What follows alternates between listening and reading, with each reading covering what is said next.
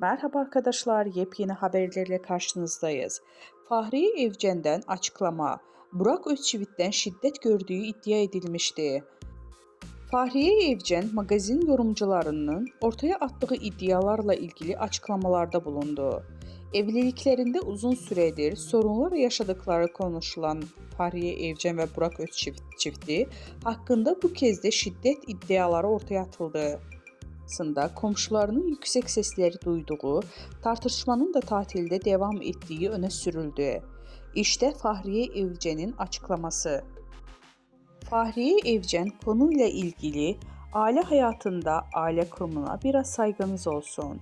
İddia adı altında bize ailemize yapılan bu gerçek dışı haberler yaptırma çabası devam ederse bunu yapanlarla ilgili hukuki süreç başlatılacak sözlerini söyledi.